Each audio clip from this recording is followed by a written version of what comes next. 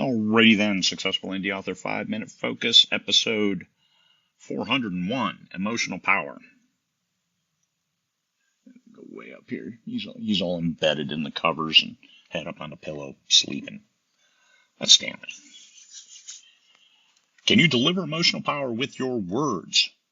Question. That's what you do with your stories. You deliver that. You make the reader feel what you feel when you write it. Emotional engagement is in all the best stories. They make people feel. It's not all CGI and, hey, look at this cool stuff blowing up, and oh my God, look at the wickets here and the math all works.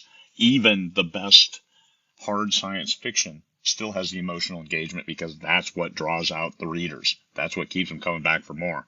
And that's why they reread books, because they want to feel that high they felt the first time they read the book. First time, second time, all the times.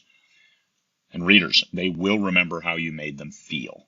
So that's the nirvana of a book. You made them feel something. You took them away from their everyday life. You made them feel something, and they want to feel it again. They want to feel it again in the next book, or they'll reread this book because they want to feel it again there. Are you crying when you write it? This is a big question for authors. Some do, some don't. What else makes you cry? Are you a crier at the drop of a hat? Well, then maybe your threshold is a little low. But do you cry when you reread it? This is the important thing when you're going through editing your stuff, doing that double check on the first draft. How does it make you feel? Does it get you excited? Does it make you cry? Does it do all the things you wanted it to do? And if it doesn't, fix it. You write a scene where a character dies, and the round hit home. She keeled over and died. No motion there. The round hit home, sent her flying through the air. She slammed onto the ground. Her breath quickened until it stopped.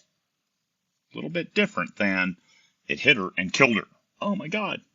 You can think that, and that's part of it because you're feeling that, because you're like, oh my God, she dies right here, because you know you don't need to see all that other stuff because you've already seen it. But when you go back, that's where you need to capture all of those elements and show the reader and put them there leaning over the person who just breathed their last breath. Deliver that and let them feel that, as opposed to, and she died. The rereading is the big point. If you reread it, you still feel it. That's the win. That's what you're going for. That's the emotional power. In all of your books, you have to have that emotional power because that keeps the readers coming back. That's what the readers are looking for in escape fiction, in even nonfiction. Hey, I love that. Look at that. They become engaged. They get excited about something. That's emotions. Like, I like that. That's what I'm going to do with my company. Good. You've achieved what you wanted to achieve. So narrative fiction, nonfiction that engages readers' emotions. Look at the book The Goal, which is about the theory of constraints.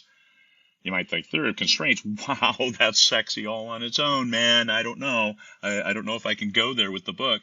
But you do. You go in the book, and you want the guy to win. I mean, he has strife with his wife, and he's still trying to figure out his way through the world. But you learn about the theory of constraints. It's a good book. I like it. I didn't like the follow-on books, but that's neither here nor there. That main book teaches you about theory of constraints. It's a good book for anybody who's looking at, one, how to write nonfiction with a narrative that makes it a story, and how to streamline a production line. Are you asking yourself the right questions? That's a different issue.